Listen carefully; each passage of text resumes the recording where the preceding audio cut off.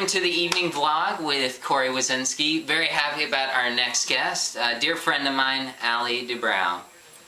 Hey, Cor. Hey, Allie. How are you? I'm good. How are you? I'm doing well. I'm really excited. So yeah, you're going to Israel. Mm-hmm. You got onto Birthright. I did. Just tell me a little bit about that. Basically, my sister Liza and I applied last summer. Okay. And we didn't get in. We were really bummed. So we were determined to get in for the winter, and we did. We did. All right. We're going for 10 days. And when are you going?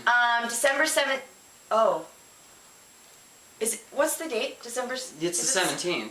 Oh crap! I have to go. Oh, okay. Oh, I'm sorry. We'll do this later. Yeah, 10 days later. No problem. All right. Bye. See ya.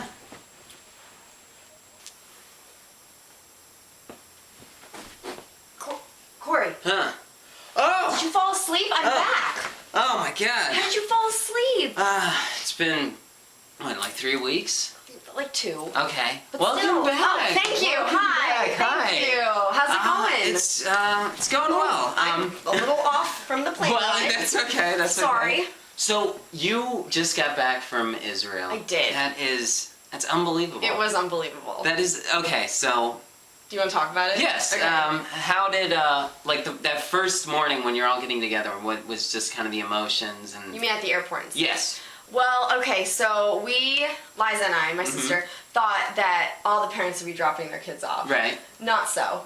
They stayed. No, we were the only ones with the parents. There were like tons of people, like I would say 10 or 12 at that point, that were waiting in the corner of LAX, and our parents come in like we're little 5-year-olds on our way to kindergarten, you know, on the first day, and they were like, oh, hi, and we're like, okay, Mom and Dad, bye. And then, you know, my dad comes back in to say he loves us, and we were like, okay, we love you, gotta go. So, you know, that was a funny... So you were the only, it was the only family, but everyone else was but you know what?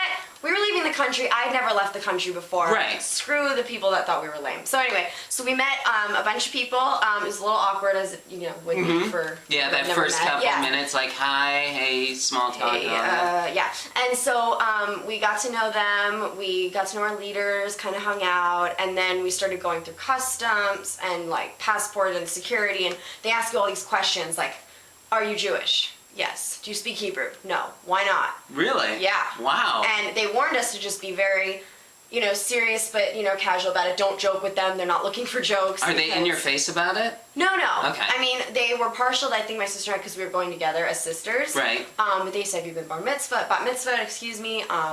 You know, what do you know about Judaism? When was the last time you celebrated a Jewish holiday? Really? Yeah, Wow, and you just okay. ask. And it's not like they're going to say, sorry, you can't go if you don't speak Hebrew. Right. But it's just to get an idea of why you're going and stuff. But luckily, we were with a group, so it was easy.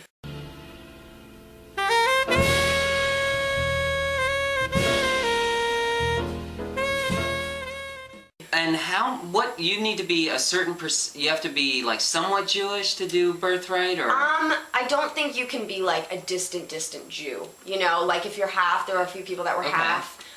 Some people that didn't really experience Judaism in their lives before but wanted to. So I think if you're half at least, then you're fine. And did you get along with the people that were yes. Yes. You know what? It's funny. There were 40 of us. I think 19 guys and maybe 21 girls. And mostly I connected with the guys better, go figure. Right. But yeah, I mean, we were really close. Naturally, cliques formed. Yes. But, you know, I floated, Liza floated. We had a great time.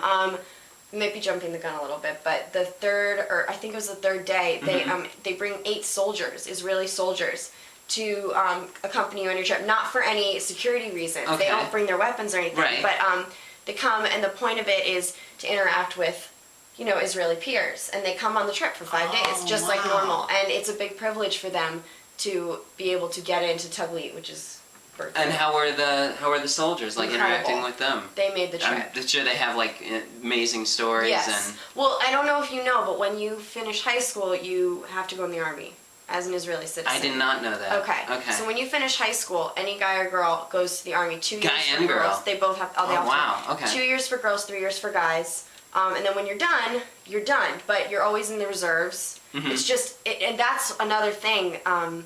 The patriotism of them and the love they have for their country was amazing. Because they have to be, because the army is the next step. And generally after the army, they either go to school or they travel.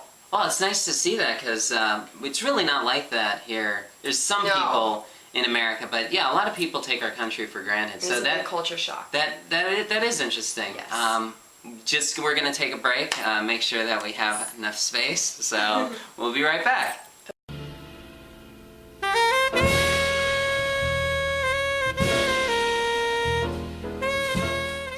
Welcome back.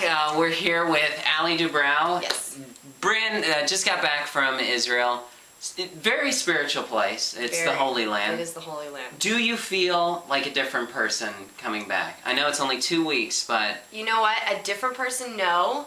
A more spiritual and religious person, yes. Okay. What was the one moment that was like very like near to your heart or just really touched your soul deeply? Oh my gosh, there were so many. I would, off the top of my head, the first thing that comes to mind is the Western Wall. Okay. Which is the wall that the Israelis fought for for a very long time. They finally got it. And it's this sacred, sacred place. I mean, you hear about it and you're like, okay, it's just a wall. But then you go and you see, you see how special this is for everyone. There's a wall, at the wall, there's a wall, and there's guys and girls. You have to stick to your side. Oh, wow, okay. And you basically, the tradition is, you write notes of what you pray for, what you hope for, just your dreams, anything you want.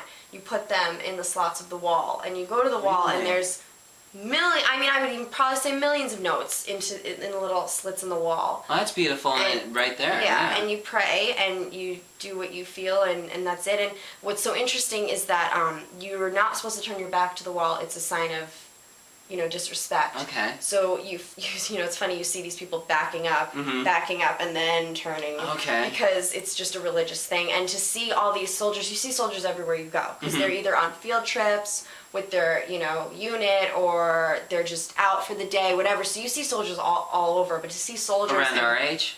Yeah, they're not older than 23. Wow. Yeah. Well, yeah. Yeah. So you see soldiers and you see Orthodox Jews and Hasidic Jews praying at this wall all together, sharing a common ground. Right. It's beautiful, and it overwhelms you. My sister, who's not a very emotional person, as you know, right, cried her eyes out. Are you serious? Yeah. Like, wow. That's how you can measure the sanctity yeah. of the wall. That is a big deal, folks. For all Liza has those no who soul. don't know. No, I'm just kidding. But that was the first time I was like, I am in a holy, holy place. Right. So.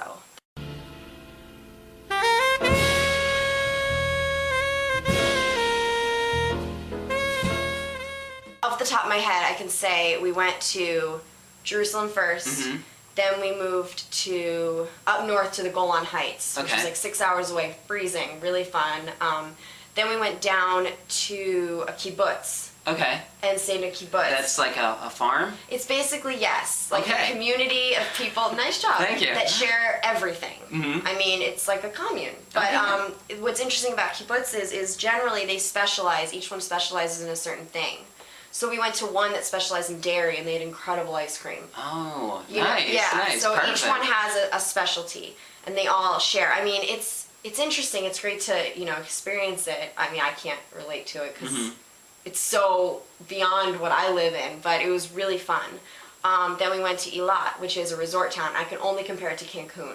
Okay. It's exactly what you think. But Cancun, right. Resorts, beach, partying, Eilat. That's basically what it is. Then we went to Tel Aviv, and then went to Jaffa, which is a seaport. And then, we went everywhere. And wow. It was and we stayed in a tent, a Bedouin tent, which is like an Arabic tribe. Right. And rode a camel on Christmas. That's amazing. I know, that's my favorite part. I saw if maybe we can get a video to show people. Of us on the camel? Oh yeah. Yeah. So absolutely. If that is working, then that'd be playing right now. What are we doing? We're on a camel.